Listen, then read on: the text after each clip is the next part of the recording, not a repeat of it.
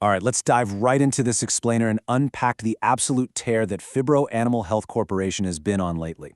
If you've been keeping an eye on the healthcare and agricultural sectors, you know that finding a company that balances steady, reliable growth with razor-sharp operational execution is kind of like finding a needle in a haystack. But looking at their recent earnings, Phibro seems to be threading that needle perfectly. Now check out this number, $2.28 billion. That market cap isn't just a flashy headline. It reflects a company experiencing some massive recent surges in both sales and profitability. Over the past couple of years, we've seen their annualized revenue growth accelerate rapidly, proving their product lineup is deeply resonating out there in the real world. To make sense of how they got here, here is our roadmap for this explainer. We'll start with a quick financial snapshot, look at how they're beating Wall Street estimates, unpack those revenue drivers, do a deep dive into the cash flow, and wrap up with their future outlook. Okay, part 1, Phibro's Financial Snapshot. So who exactly are they? Well, they're a massive player in animal health globally. We're talking antibacterials, vaccines, nutritional supplements, the whole shebang for both livestock and pets. With over 800 product lines spanning 90 different countries, they've built some incredible diversification. They're not just crossing their fingers hoping for one blockbuster drug to keep the lights on, they are literally a cornerstone of the global agricultural and veterinary supply chain. And you can really hear that momentum in the tone at the top. Chairman and CEO Jack Bendheim highlighted a 10% jump in net sales right alongside an 11% rise in adjusted EBITDA. That tells us something absolutely crucial. Their top-line growth is translating directly into bottom-line profit. It's exactly the kind of synchronized growth every investor loves to see.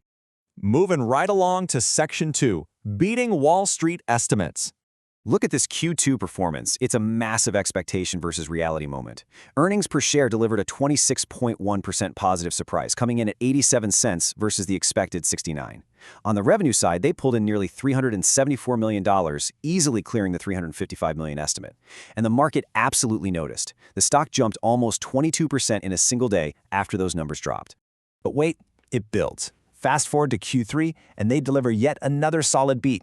Revenue topped expectations by 8%, jumping over 10% year over year to $383.54 million. And EPS, 76 cents against Wall Street's 72-cent model. Stringing together consistent beats like this, quarter after quarter, is a huge indicator of strong momentum, and it kind of hints that management might be playing it safe with their initial guidance. So, Section 3, Drivers of Revenue Growth. What's actually fueling this streak? When we get granular with the data, we see some intense, double-digit demand across their key sectors. Overall, animal health sales surged an incredible 26%. And within that, medicated feed additives were the absolute superstar, growing by 34%. We aren't talking about a slow, steady trickle here. This is explosive demand. All of this robust activity pushed their Q2 adjusted EBITDA up by a staggering 41%.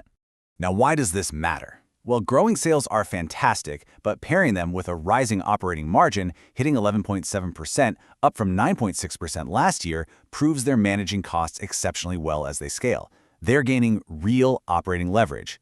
Basically, for every new dollar coming in the door, they're keeping a much larger chunk of it as pure profit. All right, Section 4, Cash Flow Deep Dive. Let's look under the hood. Just as a quick refresher, free cash flow is the ultimate truth teller. It's the actual cash left over to pay dividends, pay down debt, or reinvest in the business. It strips away all the complex accounting noise and shows you the pure, unadulterated cash-generating power of the enterprise. And here's where it gets really interesting. Net income sits at a very healthy $95.23 million, and operating cash flow is strong at over $66 million.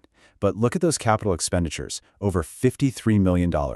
That brings their free cash flow down to $12.77 million. This is a crucial nuance. They aren't just hoarding cash. They are aggressively pumping it right back into their operations to maintain that crazy double-digit growth trajectory we just talked about.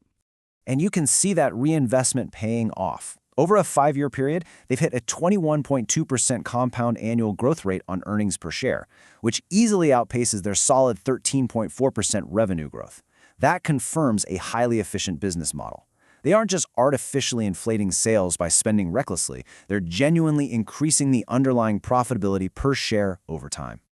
Finally, Section 5, Future Outlook and Guidance. Here is what Wall Street is bracing for next. Looking ahead, The company is heading into a planned leadership transition this July, right before they report Q4 numbers in late August. Now, leadership changes can sometimes spook the markets, right?